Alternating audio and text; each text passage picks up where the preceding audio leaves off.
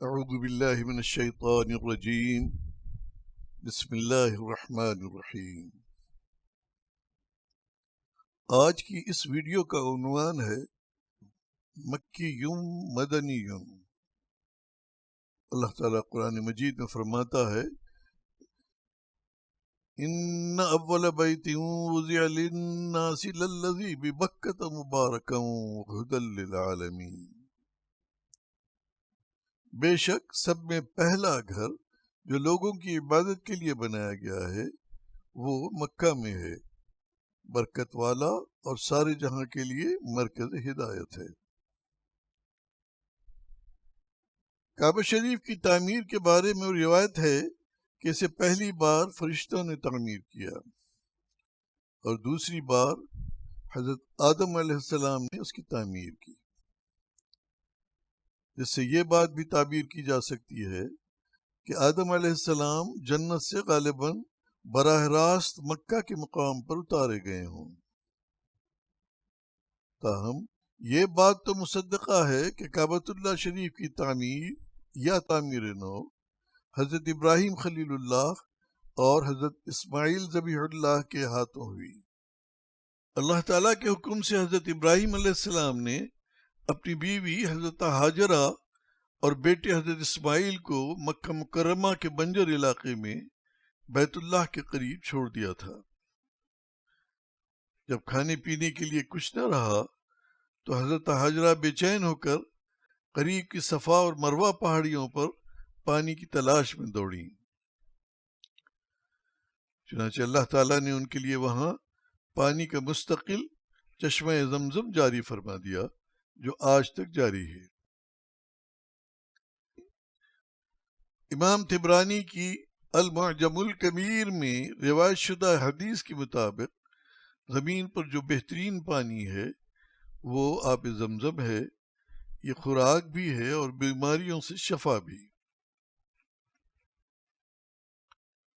کچھ مدت کے بعد ایک قبیلے بنو جرہم کا ادھر سے گزر ہوا، پانی کی سہولت دیکھ کر انہوں نے حضرت ہاجرہ سے قیام کی اجازت چاہی۔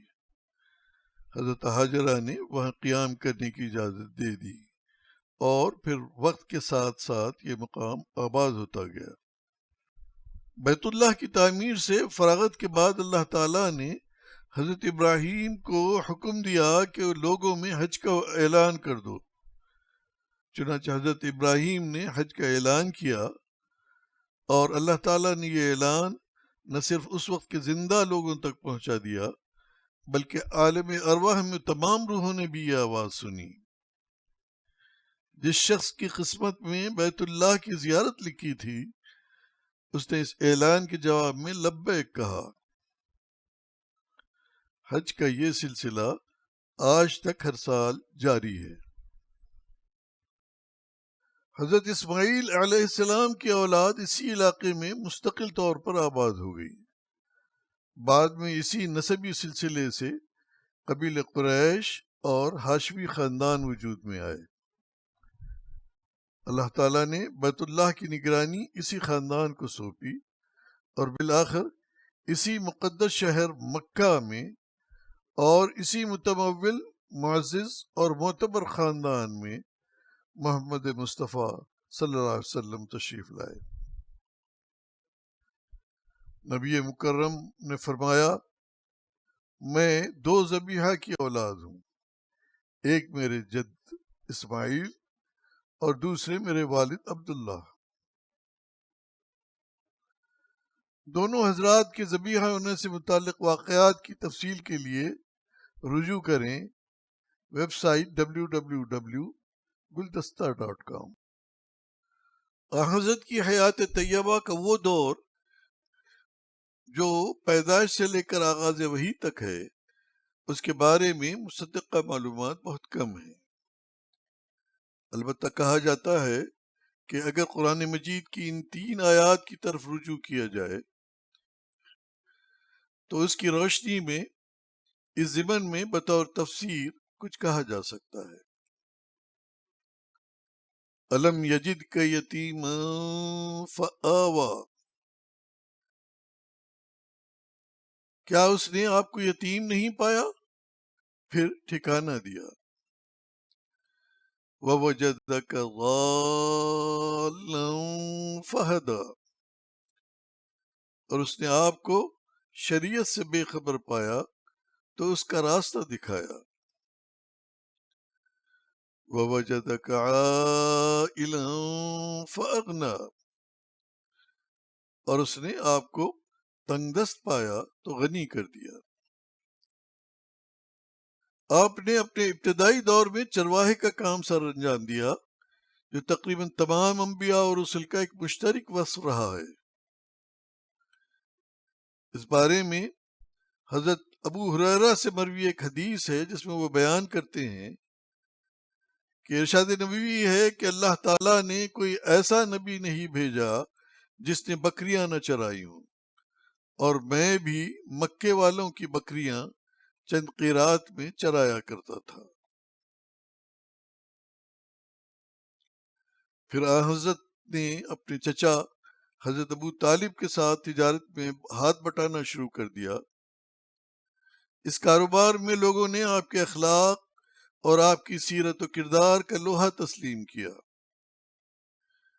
آپ کے حسن معاملہ اور دیانت و امانت کی وجہ سے آپ صلی اللہ علیہ وسلم کو لوگوں نے صادق اور امین کا خطاب دیا۔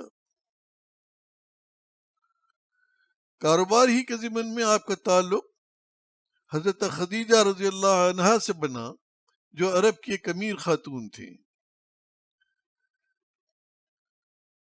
پھر مشیت الہی میں یہی طے تھا کہ حضرت خدیجۃ الکبریٰ رضی اللہ عنہا سے نکاح کی صورت بھی بن گئی، جس کے سبب اللہ نے آپ کو تنگ دستی سے نکال کر غنی کر دیا۔ یاد رہے کہ جہاں تک قلب محمدی کا تعلق ہے وہ تو ہمیشہ غنی ہی رہا۔ جب آپ صلی اللہ علیہ وسلم کی عمر شریف 40 برس کے لگ بھگ ہوئی تو آپ کو خلوت کی زندگی محبوب ہو گئی اور آپ غار حرا میں تنہائی اختیار فرمانے لگے۔ روایات سے معلوم ہوتا ہے کہ غار حرا میں آپ عبادت کرتے تھے، جو کہ غور و فکر اور کتاب فطرت کے مطالعے پر مشتمل تھی۔ چونکہ غار حرا کی خلوتوں میں آپ حقیقت کے دروازوں پر دستک دے رہے تھے، لہذا آپ کے لیے دروازے کھول دیے گئے اور کئی پردے اٹھا دیے گئے۔ یہاں اللہ تعالیٰ کے خصوصی ایلچی حضرت جبرائیل علیہ السلام سے ملاقات ہو گئی، اور پھر سورۃ العلق کی ابتدائی 5 آیات سے محمد رسول اللہ صلی اللہ علیہ وسلم کی نبوت کا آغاز ہوا۔ محمد صلی اللہ علیہ وسلم کی مکی زندگی بطور رسول اللہ 4 بڑے ادوار سے گزری۔ پہلا دور آغاز وحی سے لے کر اعلان نبوت تک، تقریباً 3 سال۔ اس میں دعوت حق خفیہ طور سے خاص آدمیوں کو دی گئی اور عام اہل مکہ اس بات سے لا علم رہے۔ دوسرا دور اعلان نبوت سے لے کر ظلم و ستم اور فتنے کے آغاز تک، تقریباً 2 سال۔ اس میں پہلے مخالفت شروع ہوئی، پھر اس نے مزاحمت کی شکل اختیار کر لی۔ تیسرا دور تقریباً 5 سال۔ اس میں مخالفت انتہائی شدت اختیار کرتی چلی گئی۔ بہت سے مسلمان کفار مکہ کے ظلم و ستم سے تنگ آ کر حبشہ کی طرف ہجرت کر گئے۔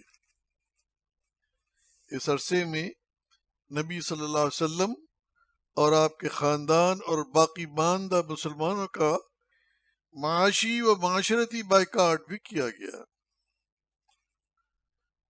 چوتھا دور تقریباً 3 سال۔ یہ رسول اللہ صلی اللہ علیہ وسلم اور آپ کے ساتھیوں کے لیے انتہائی سختی و مصیبت کا زمانہ تھا۔ مکے میں آپ کے لیے زندگی دو بھر کر دی گئی تھی۔ طائف گئے تو وہاں بھی پناہ نہ ملی۔ اہل مکہ بار بار یہ مشورہ کرتے رہے کہ آپ کو قتل کر دیا جائے یا قید کر دیں یا بستی سے نکال دیں۔ آخرکار اسی عرصے میں اللہ کے فضل سے مدینے میں انصار کے دل اسلام کے لیے کھل گئے۔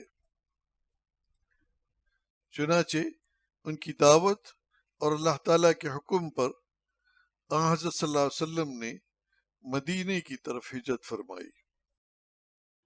53 سال تک مکے میں زندگی گزارنے کے بعد رحمت دو عالم صلی اللہ علیہ وسلم نے مدینے کی جانب ہجرت کی اور 24 ستمبر سن 622 عیسوی کو حضرت صدیق اکبر کی معیت میں مدینہ پہنچے۔ انصار نے مدینے سے 3 میل پہلے قباء کے مقام پر آپ کا استقبال کیا۔ ان کے ساتھ اکثر صحابہ کرام بھی موجود تھے جو یہاں پہلے ہی پہنچ چکے تھے۔ یہاں قیام کے دوران آپ نے اسلامی تاریخ کی پہلی مسجد کی بنیاد ڈالی، جس کے لیے قرآن فرماتا ہے لَمَسْجِدٌ أُسَّسَ عَلَى التَّقْوَى مِنْ أَوَّلِ يَوْمٍ أَحَقُّ أَن تَقُومَ فِيهِ۔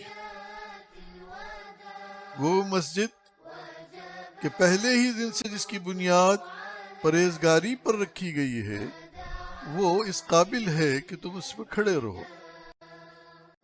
قباء سے مدینے کی طرف روانہ ہوئے تو تمام راستے لوگ استقبال میں دو رویا کھڑے رہے۔ مدینے میں آپ نے قیام کا فیصلہ اپنی اونٹنی پر چھوڑ دیا تاکہ اس میں مکمل اللہ تعالیٰ کی منشا شامل رہے۔ چنانچہ موجودہ مسجد نبوی کی جگہ کا تعین بحکم الہی ہوا۔